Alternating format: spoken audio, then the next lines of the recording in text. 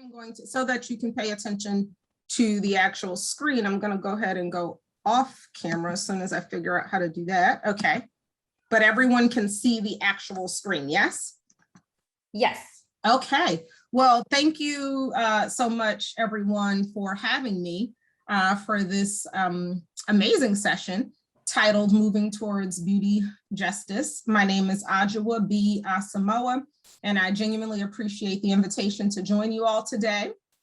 Albeit virtually, it is certainly good to be in community with everyone, especially to discuss the Crown Act, this critically important bill to outlaw race-based hair discrimination. I was told I have roughly 10 minutes, which as a recovering adjunct professor and policy nerd will be quite the challenge, but let's give it a go. I need to request a little bit of grace on the front end as I try to speed through what I hope will be a helpful yet very short deck to sort of frame your conversation for today.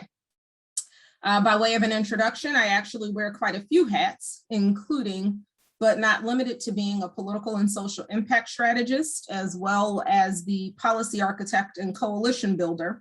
But strictly for framing purposes as it relates specifically to this session today, I am proud to be the all things racial equity champion who developed the legislative strategy for and who leads the nationwide Crown Act movement on behalf of the Crown Coalition, which was co-founded by Dove and the National Urban League and others.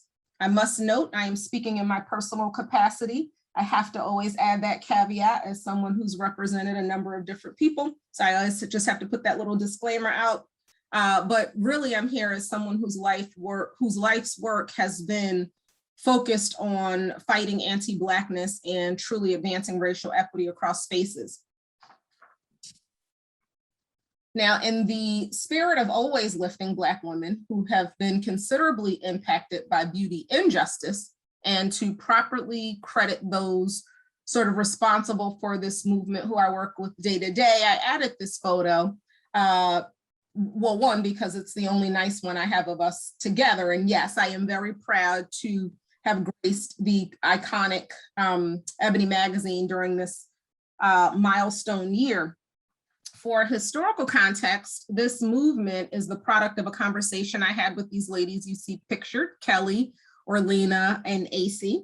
And we had this conversation during the Essence Festival in New Orleans back in 2018 about the need to tackle the longstanding and problematic practice of race-based hair discrimination. The Essence Festival has historically been a space for us to come together and celebrate our beauty and intelligence and resilience and all that we are as a collective. So it's fitting that it's the backdrop for the sisterhood, and essentially being sort of the birthplace of what would become the Crown Act movement. So I lead the movement to change the laws, and we collectively work to change the culture. Because for me, the African aesthetic is beautiful and it must be celebrated. Now we're talking about the problem, racial discrimination in the form of hair discrimination. It is much more prevalent than many people, especially those who have not been on the receiving end of this type of discrimination, may think. And for most of this country's existence, it has been legal. In many ways, anti-Blackness is pervasive. And while we know race is certainly a social construct, racism is very real, and it requires a very thoughtful and intentional approach to dismantle the rules and practices that reinforce it. Hair discrimination includes being fired, passed over for promotions, and even having offers of employment rescinded. It certainly impacts the upward mobility of the individuals and families impacted. And it has been the reason that far too many children have missed school or have had negative educational experiences. Now, as I think about the work I've done at the local, state, and federal levels, I am, and that's as an activist, not a lobbyist, I am not one, but as an activist and a strategist, thinking about the work that has been done, you'll look at these people who are pictured, and this just represents a handful. There are certainly so many other cases, but I'm thinking about the student, Faith Finity, who was just on the Country Music Awards to your left, who was sent home in tears because she wore beautiful braids that were deemed a violation of school rules. I am thinking about another student who I had the pleasure of testifying alongside in Texas, who was told that he could not participate in his graduation ceremony because of a decision to rock his locks. And for him, it's really a display of his, ethnic pride. I am also thinking about a student wrestler who was not pictured, but who many people learned about this issue, who essentially went viral, I guess is the language the younger people use. And that is because he was forced to make a decision no child should make. And that was to choose between either having his locks cut and his identity attacked or forfeiting a match he'd earned the right to participate in. I'm thinking about the Cook twins, who you see pictured here in Massachusetts, who were repeatedly punished for rocking their crowns and being themselves. Now, I mentioned wearing a few hats frequently only because it's relevant to this particular movement. Another one of those hats is as a clinician and someone who started in K-12 education, who has earned licenses as a pupil personnel worker, a psychometrist, and I'm still a licensed behavior specialist. I share this only because I've witnessed the harm that negative school climate and culture can do, and know the psychological impact of being told essentially that the way you were born is not okay is something that no child should ever have to endure. The damage to one's self-esteem can be long-lasting, and perceptions of self-worth can be impacted, all in ways that just should not exist. There have been countless cases where Black people have been discriminated against for wearing natural hair and/or protective styles, including, but not limited to, braids, as you see the Queen Bee wearing, locks, twists, Bantu knots, afros, etc. Prior to this movement, however, many cases were not reported, but we know they've always existed because our lived experiences are not always documented in legal documents. Now, while the courts have decided in some cases that afros are protected, we know that's not the only presentation of our hair. It's very versatile. We rock it differently. So we rock our crowns in different ways, and in many of us in alignment with our racial identity and culture. And the versatility of our hair is something that we must continue to be able to explore, which is why I am doing this particular work. Tightly coiled and curly, some would say textured hair, along with darker skin and other physical characteristics historically associated with Blackness in America, have often been deemed as inferior. Conversely, those historically associated with whiteness have throughout history been overwhelmingly deemed superior, especially in professional settings.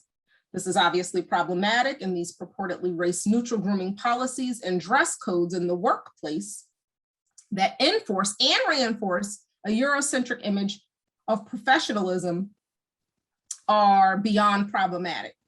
For applicants, employees, and students alike, conforming to such problematic beauty standards or adhering to such grooming policies requires people to utilize harmful practices to alter the natural characteristics of their hair, such as straightening with often excessive heat or using chemical relaxers, which often burn the scalp, both of which can lead to considerable hair damage and hair loss.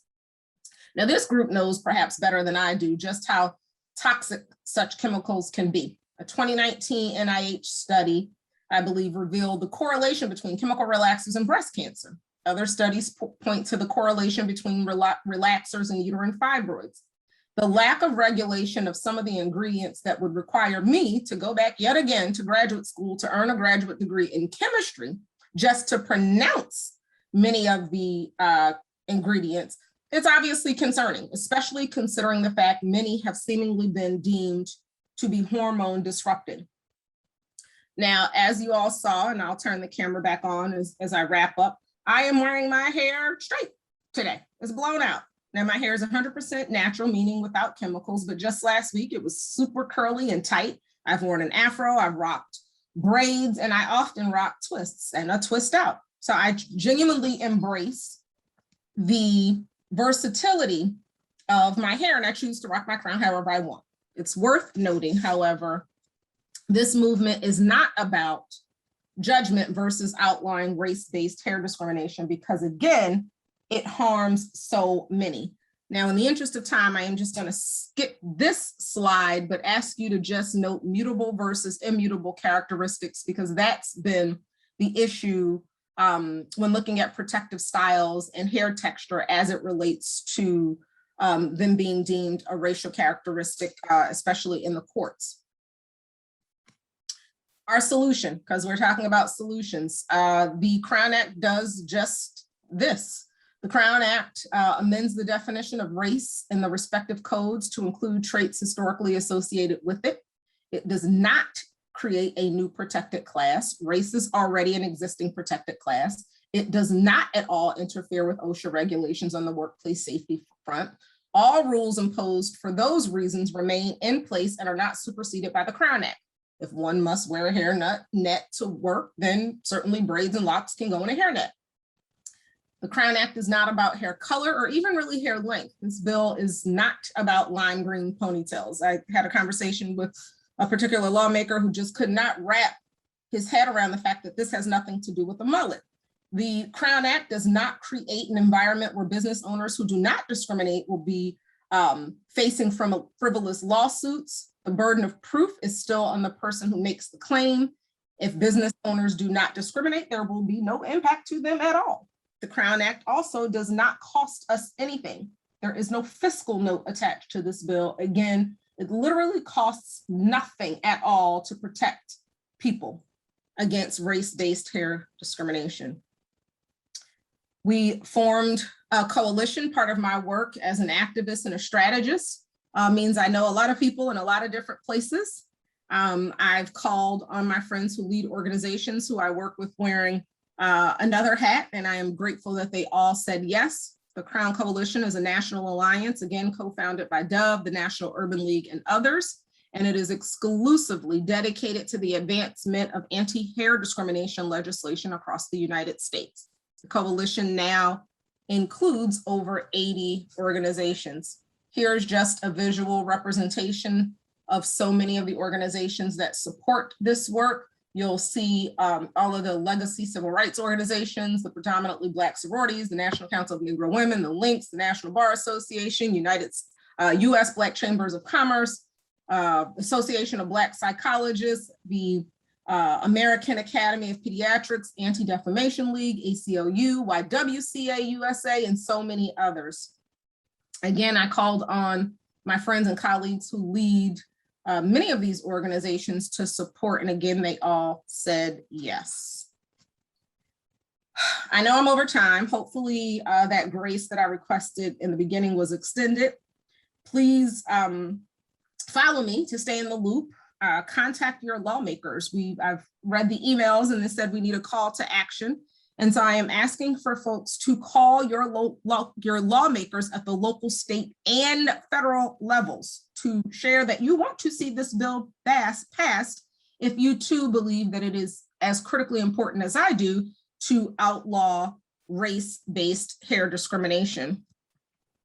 It is important for me as someone who teaches this work, meaning movement work. I didn't share, again, I'm here in my personal capacity, but some of the hats that I have recently worn. I served as a national advisor for Black engagement for the Biden-Harris campaign, served as a Black engagement director for the most diverse ever, albeit virtual, inauguration. I am faculty at the Congressional Black Caucus Institute. I share that I've worn the adjunct professor hat and am certainly recovering, and so many others. But as I go across the country training people to engage civically for very thoughtful and collective political action, one of the things that I really ask for people to remember is that you are in fact powerful. Lawmakers work for us unless and until we decide they don't. So please make sure you stay in touch, and I am happy to answer any questions that you have, and please sign the petition at thecrownact.com. Thank you so much. That was a great introduction. And we have a few minutes for questions before we hear from our second speaker. And I'm just going to get us started. So I know you've had quite a bit of success in getting this passed. Maybe you could tell us how many states and municipalities it's passed in, and also if you could speak a bit about what implementation looks like, especially in states like California, where it was passed first, and kind of what the on-the-ground experience is and how the law is being used. Okay, so I'm going to try to take all of the questions and make sure that I answer them. To the first question about how many states have passed the Crown Act. The Crown Act, in order to meet the criteria that the Crown Coalition has sort of outlined, there are 10 states that have passed what I call the Crown Act. Now, there are other states that have passed legislation to outlaw race-based hair discrimination, but some of them have their own interpretation. So they include more than that. So for example, my name doesn't give it away. I'm a very proud West African girl repping Ghana, Black Stars all day. But the Crown Act is not about a head wrap, and I wear head wraps often. It is not about what goes on your head. And so some states have interpreted, created, I'll say, their own versions of what they think this bill is, but it goes beyond the scope of what the Crown Act actually is. So what I say is 10 states have passed the Crown Act, 4 states have passed bills that outlaw hair discrimination, even if they include other things. So for example, one state included headdresses, which that's not the Crown Act. Again, we're talking about categorizing hair, what grows out of your head, as a racial characteristic. So what you put on it may be cultural, but it's certainly not something that falls within the scope of it being race-based hair discrimination. Now, I am a behavior analyst, so I read faces. So is it Amy or Ami? Ami. Ami, you look like you're confused by that part. So I want to No. I'm just, no, I'm good. I'm good. Okay, all right, I read faces. That was still licensed to do that. I'm just listening. I'm just okay.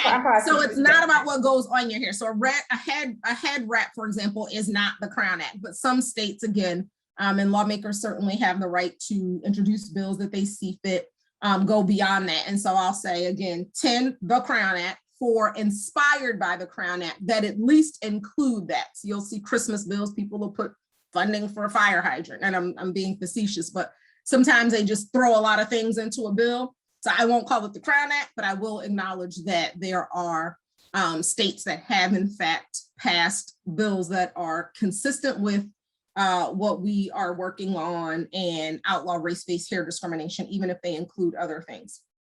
33 municipalities as of my last count. People are introducing this every day. Some don't have the votes to pass at the state level. So we really see people, the community included, really advocating for this at the local level in places where the state legislature doesn't have the composition to pass something like this.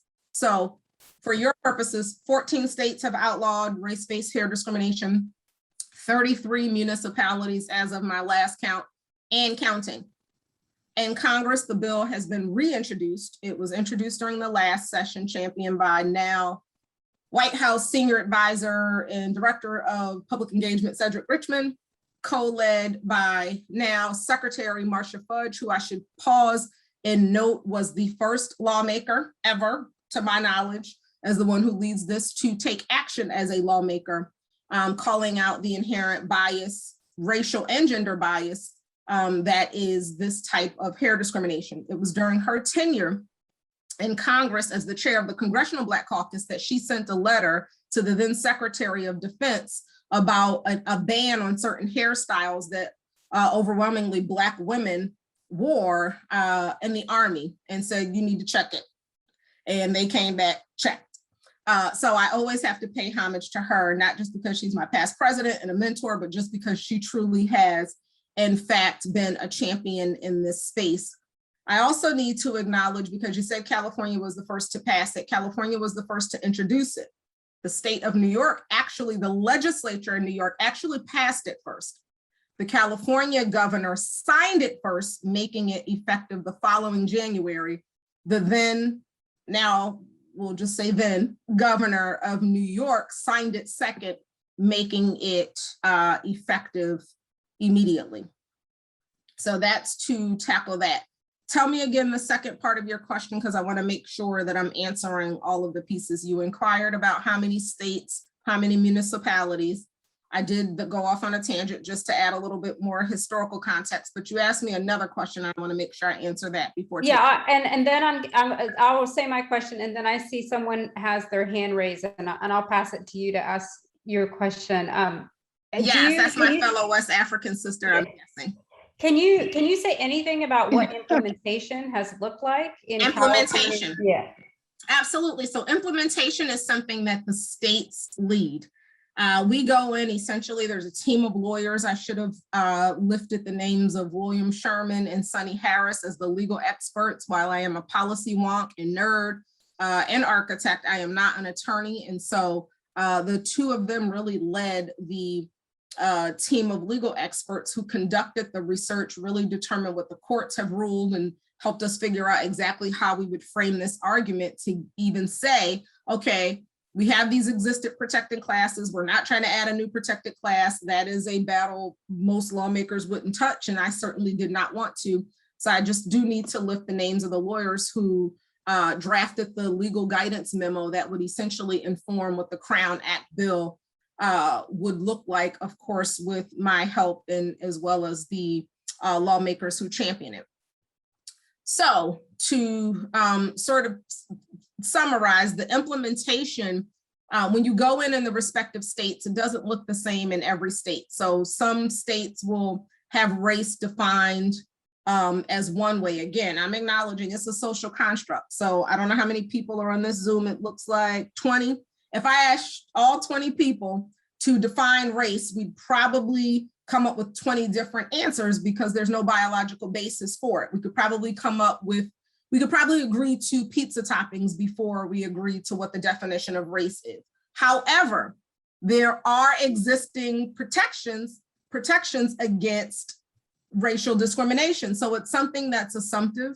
People assume race. It's not something where there's a very clear definition. And so in the respective states, the code that sort of protects people against racial discrimination differs. So I can go in and say, hey, everywhere where it says this, amend it to say this, but then the implementation is really happening at the state level, because then those are the agencies, EEO, so those types of agencies are responsible for the actual implementation. Of course, we continue to provide support, but we really go in and say, this is how you define it. And then of course, we still stay in touch with the community, but the implementation is really happening at the state level. All right, so can you tell me how you say your name? I know I'm gonna mess it up. No, it's not a problem. My name is Omonikefe. All right, Omonikefe? Yes, you got it. Mm-hmm. Yeah. All right, you've been waiting so patiently. Go for it. I've seen. And she's serving hair looks. I'm here for it. Okay. Actually, thank you. By the way, let me just first, I want to just thank you so much for unpacking what the Crown Act is about. I know personally, I've seen a lot of videos on YouTube. So YouTube is doing its job when it comes to the algorithm, and they are promoting it, which I absolutely love. But I think hearing it from a lawmaker, policy shaper, policy architect, it gives more and sheds more light on it. So I'm really happy I was a part of this breakout room.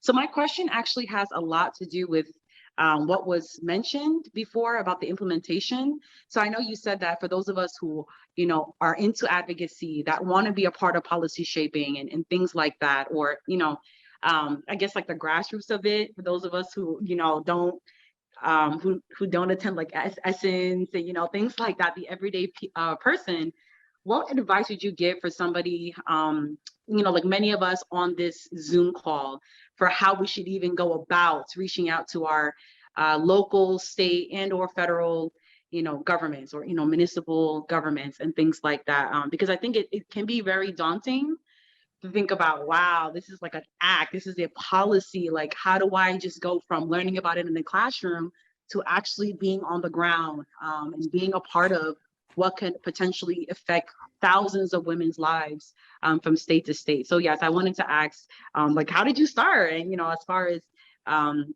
carrying out this policy, and how can people like myself be able to follow suit? Well, thank you so much for your kind words and for that question. I need to clarify something you said. We are all everyday people. My name, when I over enunciate in the US, is Ajuabi Asamoah. However, my father, who was born under colonization in what would become the Republic of Ghana, my name is Ajuabi Asamoah. So I was born to a father born, again, under colonization in what would become the Republic of Ghana, and a mother born in the Jim Crow South in terms of time frame. So I'm a lot younger than I look. I'm drinking my water, don't drink alcohol, and so my black is not yet cracking. I was born into the movement. And by movement, I don't even mean civil rights movement. I talked about the legacy civil rights organizations. I was born into the Black liberation movement. My dad is a retired Africana Studies and political science professor. By the time I was 9, I had gone to the birthplace of my father and my mother and witnessed anti-Blackness. Now, you're talking about 2 different countries, 2 different continents in 2 different hemispheres of the world.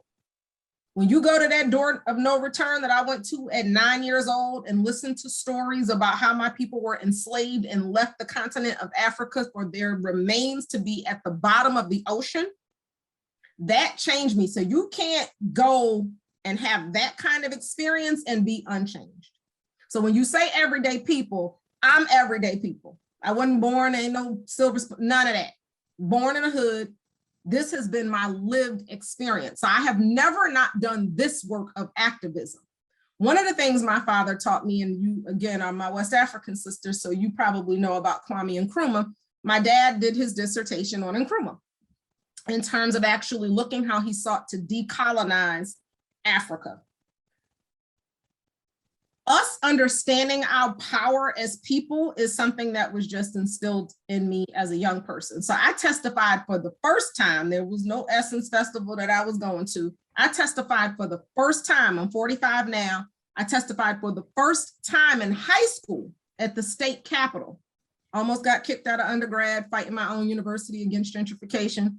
NAACP, vice president, president of my sorority, African Student Union, so on and so forth. Won't getting into the boring details of my life in terms of activism, but I share that only to say, when you talk about going to Essence Festival, that was cool, but it is not, and it's cool that it is the backdrop for where the 4 of us would meet, but that's not the only place where these kinds of conversations are happening. The Crown Act is not the first piece of legislation that I worked on. It's not even the last, but because of the brilliance of my Nigerian sister, Orlina Wanka Blanchard, who's on that cover of the magazine, and her being trained as an engineer, but really being a marketing genius, and my sorority sister, Kelly Richardson Lawson, and AC really leveraging where she sits, you have a squad of sorts who will say, we want to leverage our collective brilliance to make this thing pop. I don't do the marketing. That's not going to be me on the Crown Act Instagram. Can't barely figure out how to work that. That's not my lane. But you pull together people. I talked about the power of coalition building, and you pull people together who care about the same issue. So if I had more time, I'd pull up another deck and I'd go through my 5-minute advocacy training that I would do. But the point is if there is an issue that you care about, I created the nationwide strategy for it. I am not the owner, if you will, of a movement. You can't own a movement. I lead it, but people in the community also take ownership, and they partner with us and they support our work.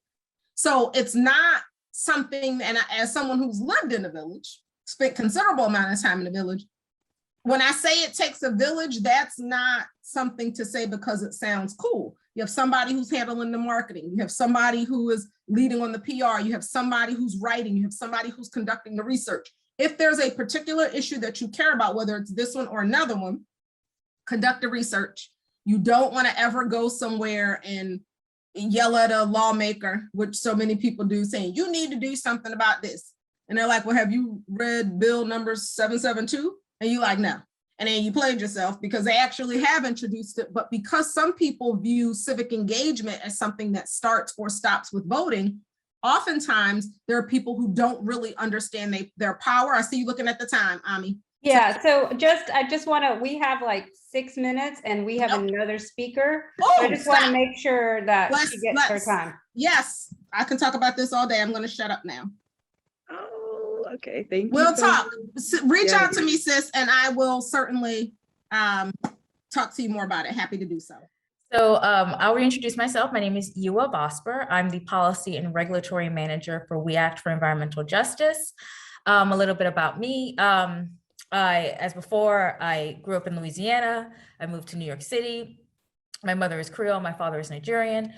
I basically have lived, as Ajoa was saying in the original, the first half of the session, I've lived those are my lived experiences until I was at We Act as an employee. It's the first time I felt comfortable to even get braids because I saw other women with braids. I was working at another organization, more firm-like, because I do have a law degree, that was basically mostly Caucasian, and I didn't think it would be appropriate. And I didn't think that I would have upper mobility if I had more ethnic appearing hair. So I was so pleased to see people at We Act who were, rocking afros, their natural hair and braids. And that was the first time I had braids. Was this summer, and to feel comfortable to even wear it. And then after the braids were taken out, I was, I wanted to see my options with my hair, and they said, why don't we give you what is called a texture release? And I was very hesitant because I know that a lot of keratin and texture release treatments have formaldehyde. So I did not go for that. And they gave me options. It's a natural hair salon that is in Harlem. And I was able to do what is called a texture release, which basically softens the hair. It doesn't really change the hair texture, it just softens it. And it was 2 options that I got to go home, look at the videos and see which ones I liked and actually read the ingredients. And from then on, I have just been natural. It's a journey. It's my first time being natural and wearing my natural hair with no weaves, wigs, or extensions. It's a journey. I don't know how to do it. So this is the best it's going to get with the headband for right now. And it's a lot of work.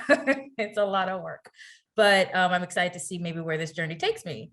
So it's just been 3 months, but getting into the work, I basically, as I said, I work on the state and federal level, primarily with the federal. I was on the state level at We Act, and we allow our residents and our people to speak for themselves. We want to know what they think. We don't want to impose our beliefs upon them. We want to give them tools so that when they speak and they're at these events, that they can be powerful in their change and how they speak and compel.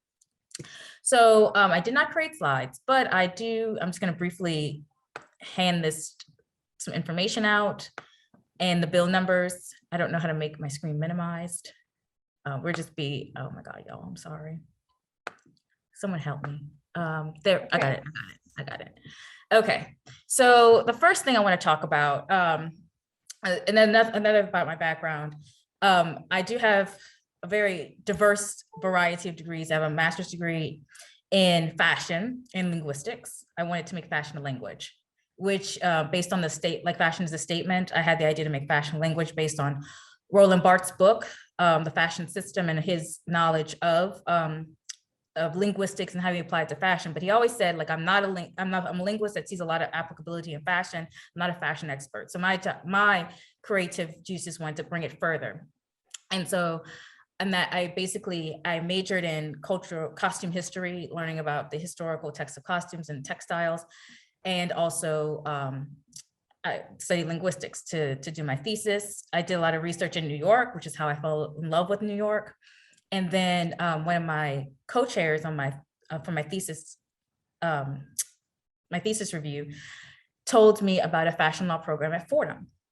So it's becoming more prevalent now, but Susan Scafidi started the Fashion Law Institute. So I thought this would be a good way to merge what I was doing into something that could go a little step further, because I didn't know how I was going to live and earn money with basically a knowledge of a fashion linguist. What was that going to do? So it was a way for me to kind of ground all my experience. And basically it's just a lot of intellectual property classes, but with the grounding in fashion. So from there, I'm very excited because I came on board We Act. And what I love about We Act is it allowed me to take the specialty I had and grow it in my knowledge, and really propelled me to where I am right now. So in the state level, we work with Just Green Partnerships, which is a coalition of many different groups. And basically we talk about toxics in not only personal care products, but just flame retardants and other things that we come in contact with every day. The biggest component that we had a lot of victories with is the Personal Care Products and Disclosure Act.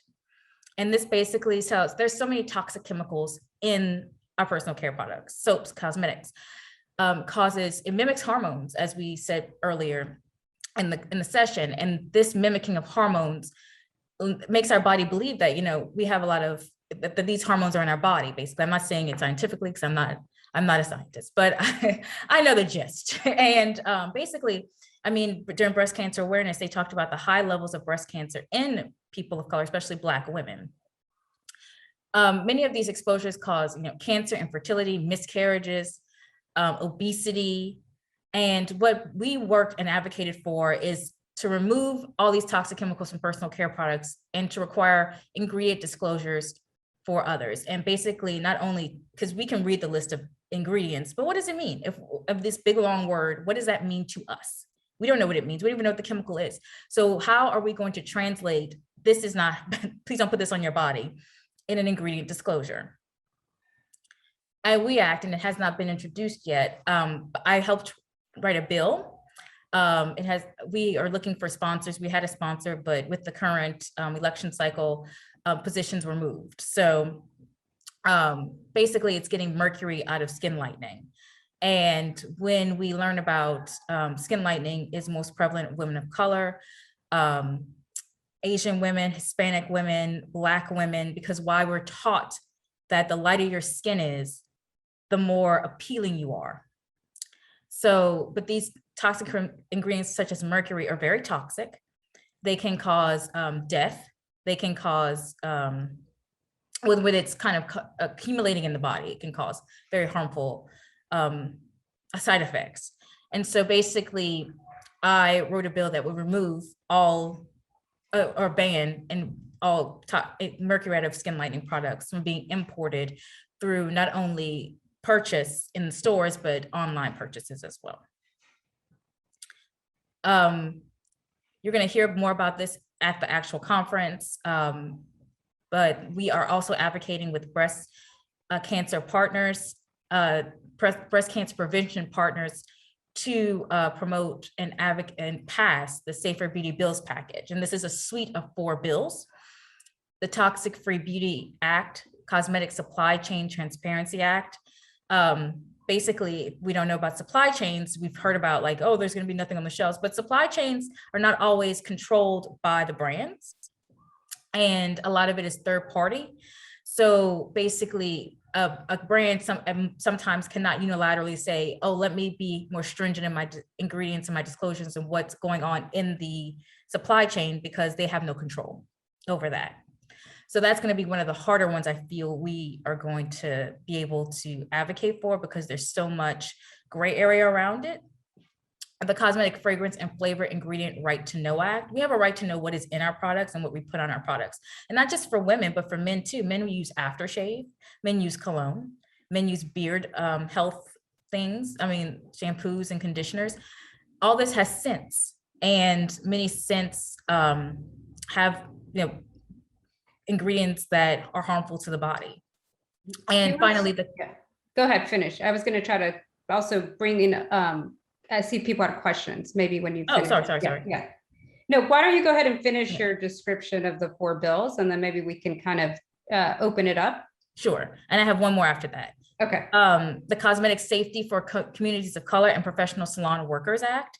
And basically this says, as I was telling you about the formaldehyde in the hair products at the hair salon, the biggest reason that they did not have formaldehyde, they did not do any keratin treatments, is because of the harm it would have caused to their employees because the windows are closed and most times, and they didn't want anybody breathing formaldehyde. So basically, you know, nail salon workers and hair salon workers, they're breathing all of these chemicals every day, these spritzes, these relaxers, they all have scents, they all have strong smells. So basically it's also, and this, the fantastic part about the Cosmetic Safety for Communities of Color and Professional Salon Workers Act is that it also has a grant that would allow funding into these communities as well. And then on the state level, those were federal bills, and on the state level, the No Pipas and Cosmetics Act, which was, no, this is actually federal, which was introduced on June 14th, 2021. PFAS, if you don't know, they are chemicals strongly bonded, very tight. And basically they're called forever chemicals because they don't degrade. They basically are, they'll sit in the landfill. And what my concern is that when we have our makeup and we put it on our face and it washes what into the water. So it washes into the wastewater, and that filters in, can filter into your drinking water, can filter into the seafood and things that you consume. And basically this No Pipas and Cosmetic Act, which was introduced by Susan Collins and Richard Blumenthal, would say, you know, basically remove it out of your makeup, your moisturizing, your perfume. And when you're buying anything that's bulletproof, waterproof, even some of athletic wear that is wicking, most likely has PFAS.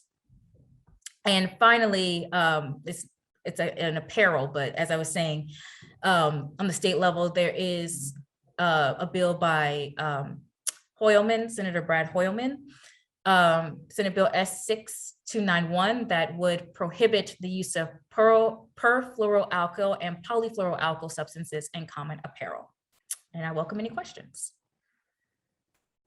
Okay, thank you. And so we can also continue the conversation that we started in session 1. So if folks have questions for either Yua or Joa, we can just open up the floor.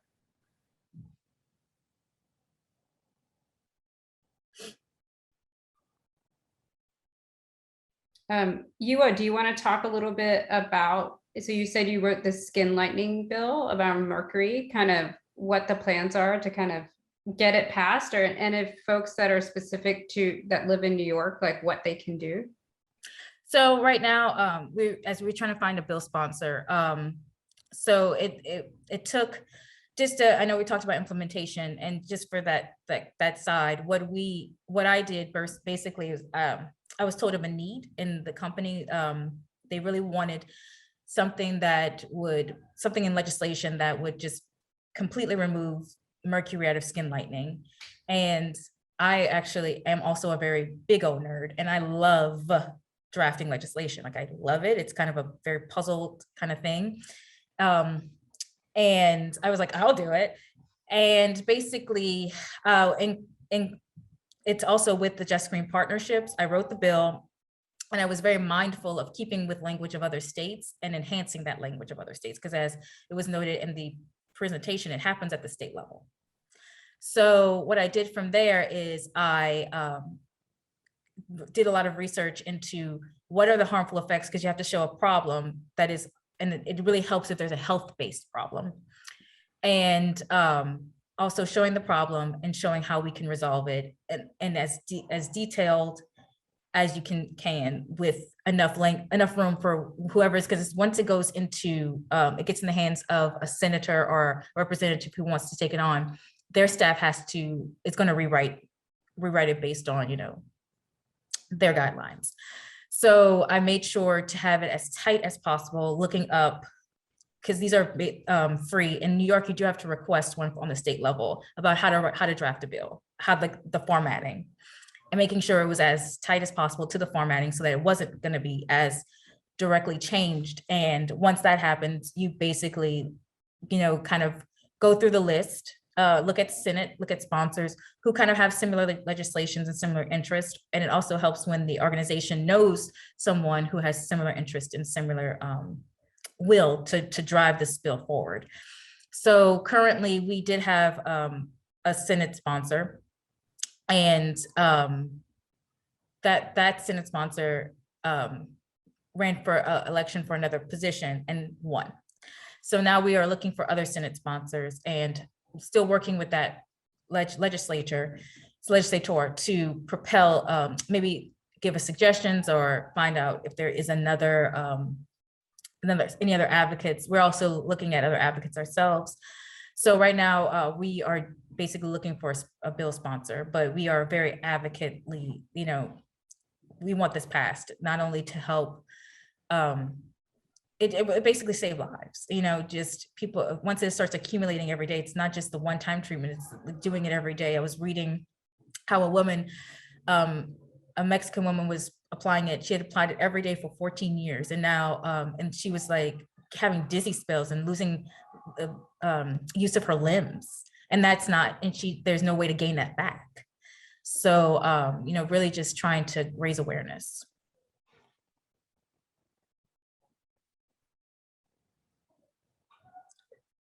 See some questions.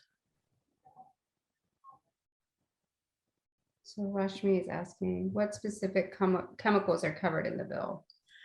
So in the bill, mercury would be the specific chemical, would be mercury, but it depends on the bill. I do find that it does help when writing a bill to have it as specific to what you're writing as possible, or if not, list all the chemicals. So it could be, PFAS to mercury. In hair, we look out for sulfates, parabens, phthalates. I have to get really detailed. I can drop some of the bill language because it's sometimes very long lists of different chemicals that maybe we can all name now, but the main ones that, strike at me are and most prevalent in most bills are PFAS, parabens, phthalates, I don't know if I'm pronouncing it right, and mercury, any toxin that, lead, things like that. And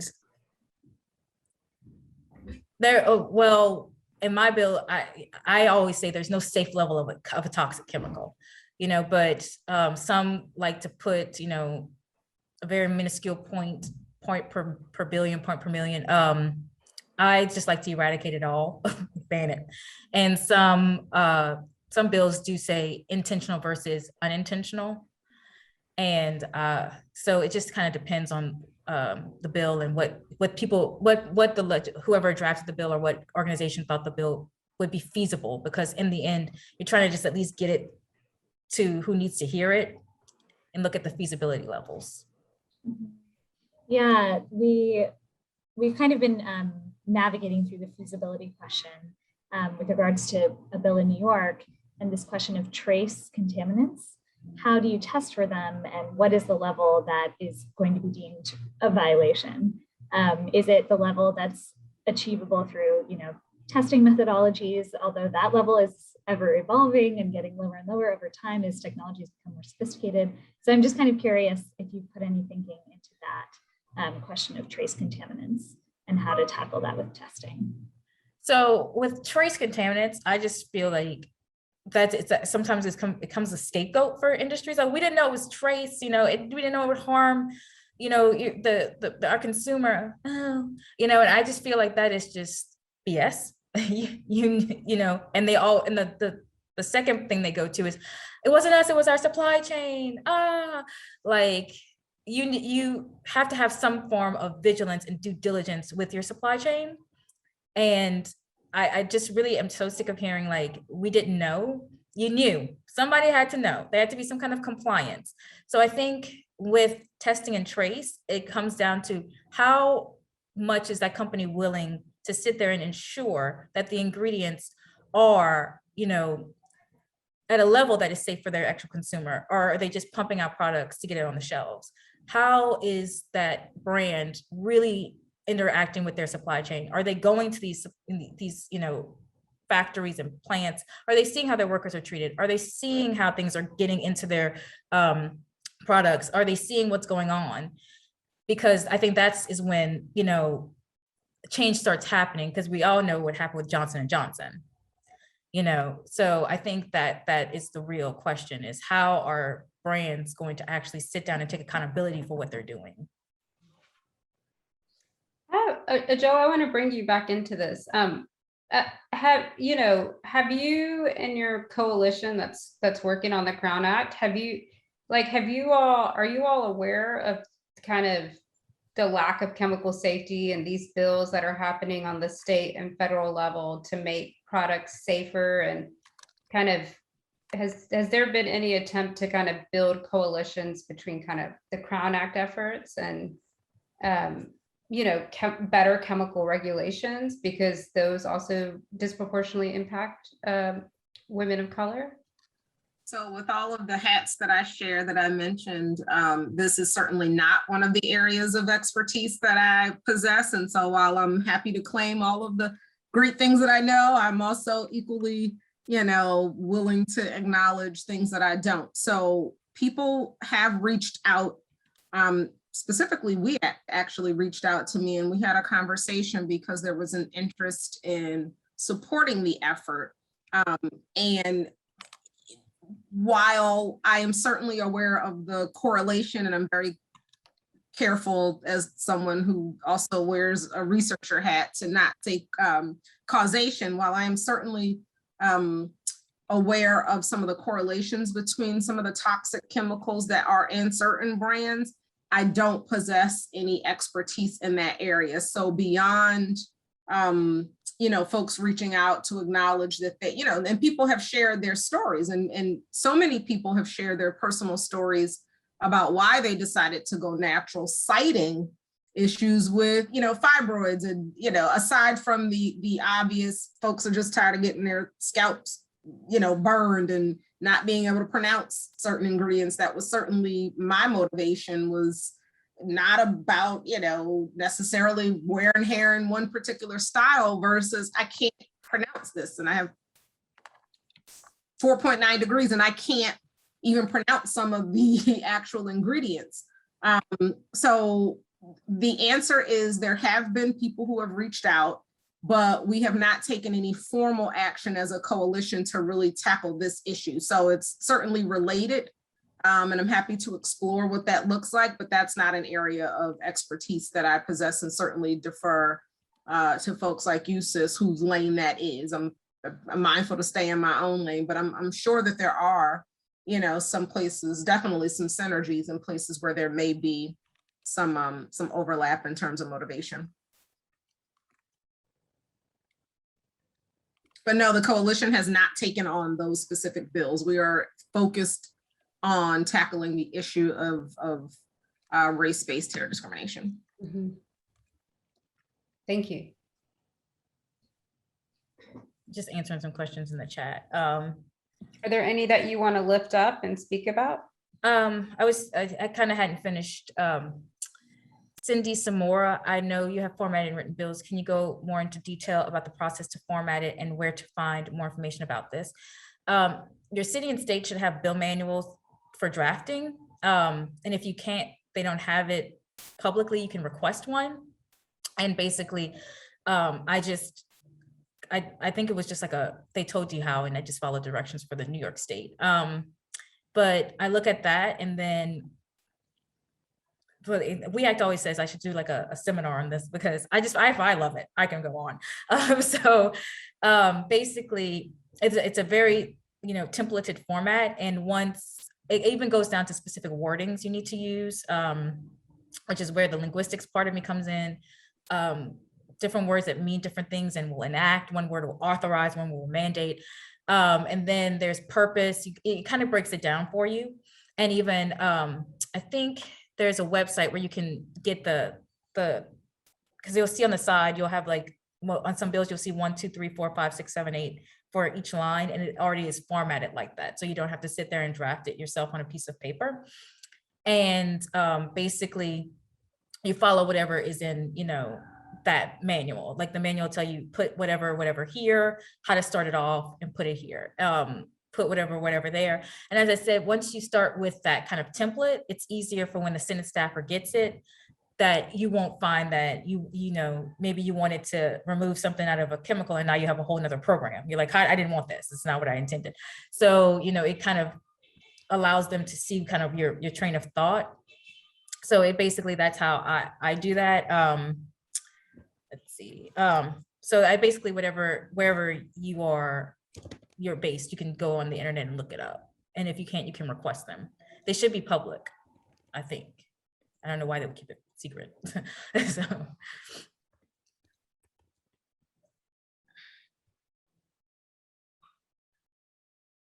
I was just going to say, Joe, I know you have to leave soon, but was there anything else you wanted to say that you started to talk about in the first session that we kind of got a little short on time about how to best bring it, if folks are interested in kind of trying to pass the Crown Act or some other act in there, you know, but they're not kind of have a history of organizing or engaging in, you know, decision making, if you have any tips.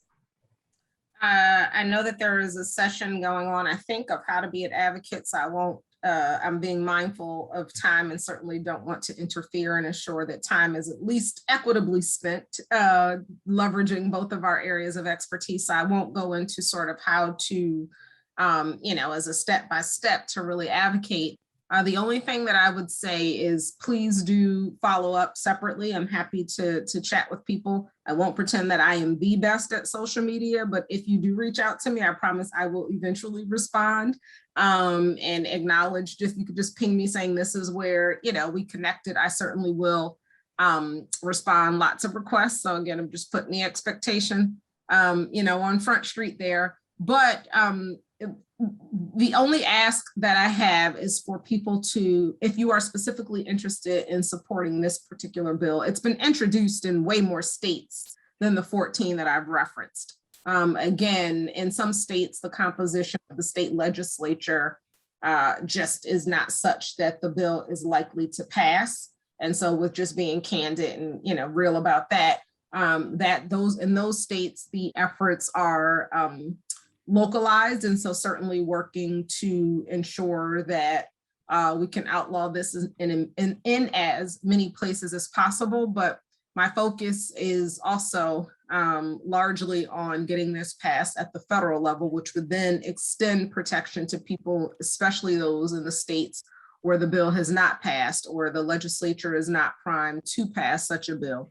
So if you are in fact interested, the biggest thing you can do to support is to contact your lawmakers directly. I can share that at the local, state, and federal levels, typically, there will be a record of your call or your email. So when you reach out to people, you should remind people that you are such and such, and my name is, I live, I'm interested in this, seeing this pass, or in some cases not pass. So you tell people what you want them to do, you state your name, and you make sure they know that you vote.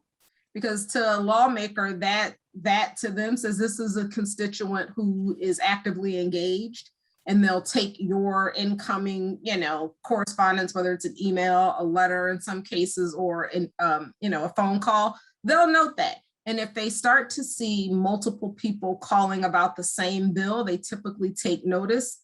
They are there to reflect. They are there to operate on our behalf. So even if it's not somebody who was, you know, you would think would necessarily be in support of your bill, then you certainly still want to ensure that your voice is, you know, is heard. Something that is very important, and I'll end on this note, is, in my view, again, here in my personal capacity, for too long, it has largely been white public opinion that has informed policy. And in my view, it must also, public policy must also be informed by Black and Brown public opinion.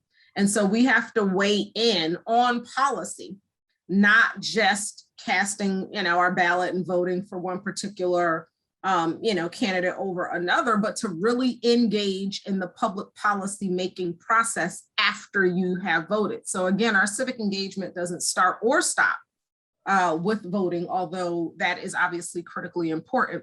We have to then make sure that we are engaged in the public making policy process. So please reach out, at them, tweet them, DM them to say that you want to see the Crown Act pass and that you support. Always reference your district.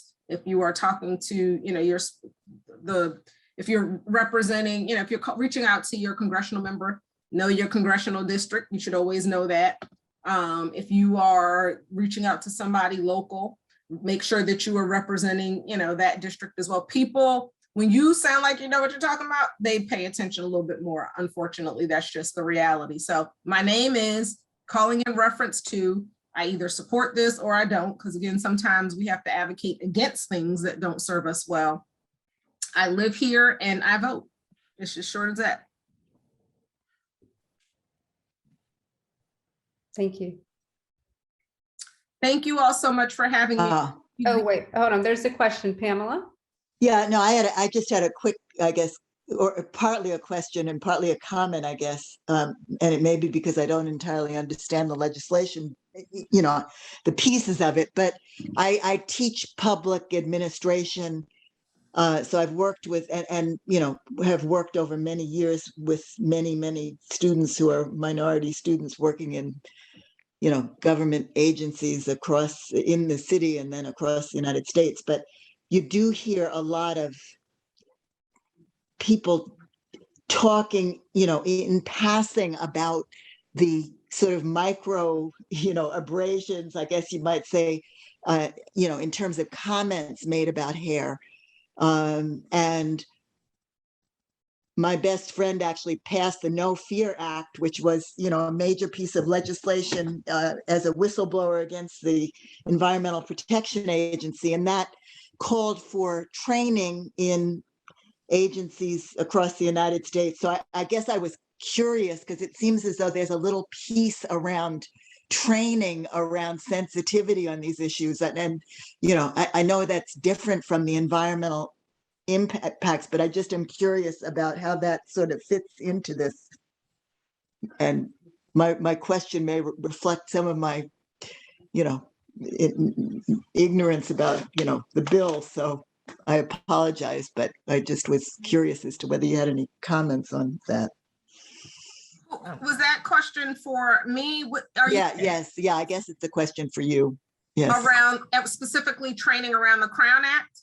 Well, the training around, in sort of government, in working settings around this issue of, of hair and reactions to it. And, the fact that it is, so that's a question. Okay.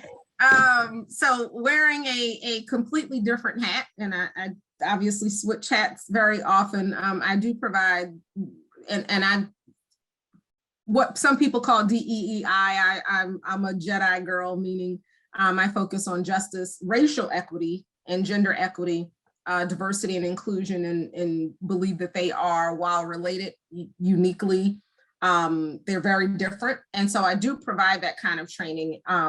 As it relates specifically to the workplace environment, as we are changing the laws, the conversations are increasing. We have seen an increased, and I'm not sure how long, just speaking candidly, I'm not sure how long the interest will be in racial equity, but we have seen as a result, unfortunately, of the brutal murders of Black bodies, we've seen an increase in organizations, corporations included, as well as government agencies, in talking about the critical importance of racial equity and true inclusion and real diversity, not just these brown bag lunches where we'll come and define microaggressions that are actually macro, nothing about them is micro, et cetera, et cetera. So to try to answer your question, because I'm not 100% certain I understand it as it relates specifically to this bill, but there is a lot of education happening around the Crown Act, and part of it being a movement and strategic. As I am working to change laws, there are increased conversations, specifically partnering with our coalition members, for example, around how do you identify what race-based hair discrimination even is. So there are, sort of these increased conversations that are happening. Several corporations have reached out because it's become law in some states. People are by default having to learn what it is. You'll see law journals starting to, pick it up and talk about it more. You'll see We've gotten reached out to by so many different corporations saying, hey, will you come and explain it? So there is sort of a parallel goal of educating people about what this is, because some people don't know what it is. I just had a sister of mine, sorority sister of mine, I should note, say, call me frustrated. She's a practicing nurse. She wears the same amount of makeup every day. She is a runner, so she wears her hair curly often, but in order to get a trim, she, straightened it in order to get her trim. And she said she was furious. She is a nurse manager and leadership at a very prominent hospital. Her colleague told her, you look polished today. Well, I guess that was my question, meaning in the No Fear Act, it's mandating training. You following me? That's So not okay, so then that's the question. Is, does this, mine. yeah, is this act mandating training as part of the actual legislation? Okay, apologies. I thought that I do the Crown Act explicitly. Right. I thought you were inquiring about that one. So yeah, I am. Meaning, is the act mandating training? So I think the question is, the Crown Act, right, is about outlawing race-based hair discrimination. But in order to get there, is there a training component that's required in the workplaces or in schools so that people understand like what's, against the law, or, how to interpret it? I thought she mentioned the No Fear Act, which is. Yeah, I did, because I was just using that as a model of an act that mandates, training against discrimination based on, you understand, in the workplace. So I was questioning whether that same instrument is in this legislation.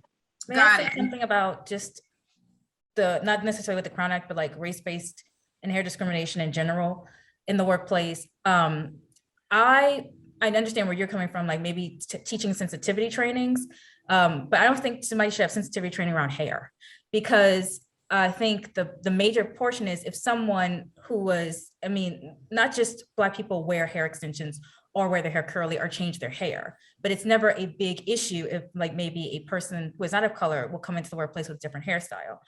I don't really think that there is no sensitivity trainings, but if someone has say maybe an afro, just like, I understand, for instance, as Joe was saying about her friend, some people are passed on promotions because they have dreads, asking them to take their dreads out before they can move upward, have more upward mobility. So for me, I don't think that, this is something that necessarily needs to be taught, but it's just a respect level. If someone wants to change their hair or sit with a different hairstyle, there should be a cultural sensitivity training around hair, how to engage with someone in their hair. I do understand what you're saying, but I think it's just sometimes it goes a little bit further than let's teach it at the workplace. If you know what I mean, maybe I'm not explaining. I feel like I'm rambling, but I'm not explaining it right. It's a little bit of a complicated. There is no mandate in the law. The law amends the definition of race explicitly to include traits historically associated with it, such as locks, hair texture, and protective styles, defined in part as locks, braids, twists, afros, bantu knots, etc. That's the Crown Act.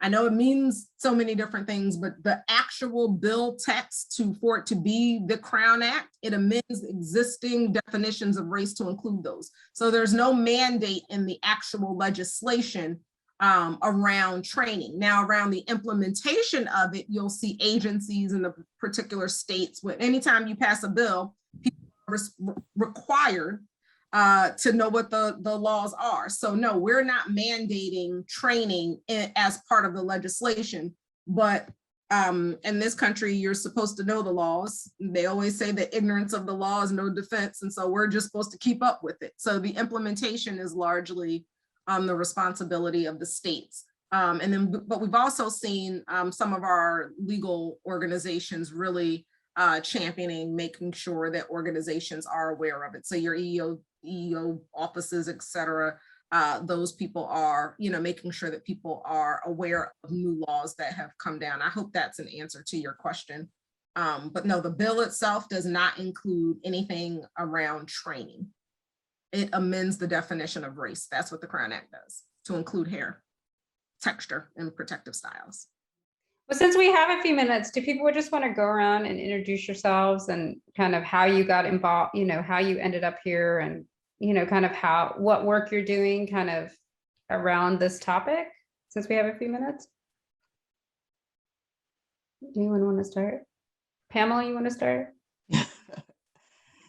Well, I'm a professor at Metropolitan College, and then I teach at Northwestern University, and I've been a professor for many years. But previous to that, I had a long history working with the Women's Environment and Development Organization with Bella Abzug, who is a great advocate of women's and environmental issues. So I did a lot of UN work. I've been a consultant for UN Environment. I have been special assistant to the Mayor Dinkins for environmental affairs for many years. So I knew WEAC when it first started.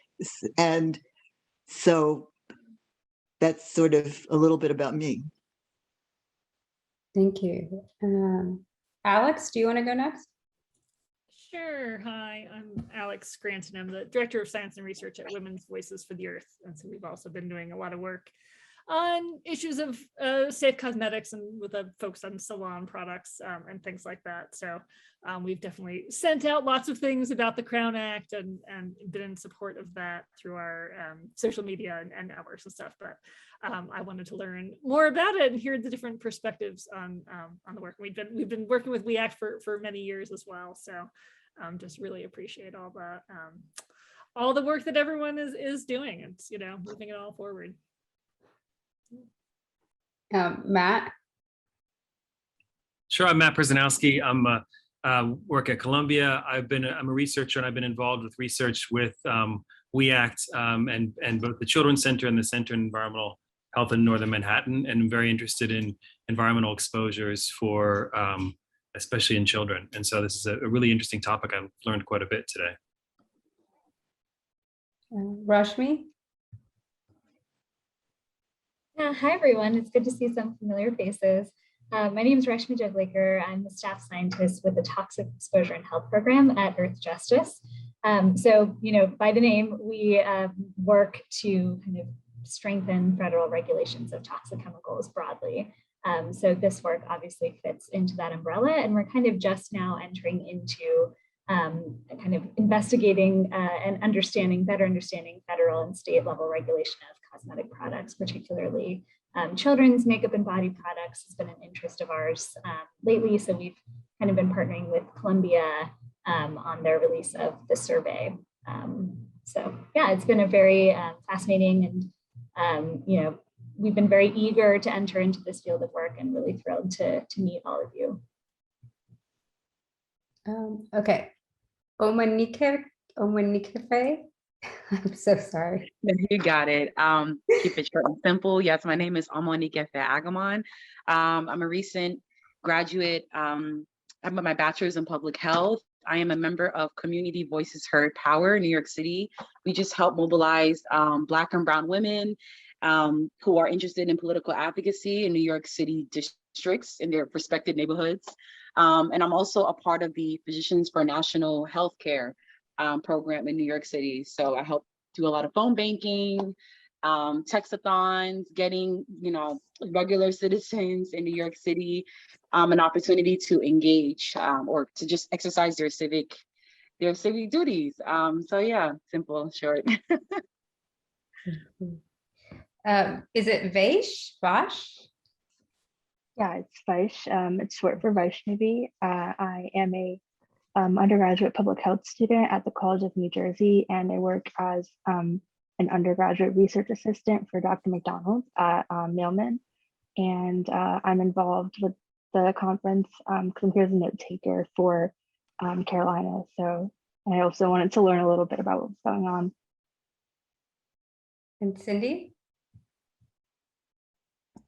Hi everyone, my name is Cindy. I am an undergraduate student at CSUN located in California. I am writing my own project about personal care products and Latino population, and I'm trying to research about it and learn more about this topic. And I feel like this conference has really helped me learn a lot more about what I would like to look into.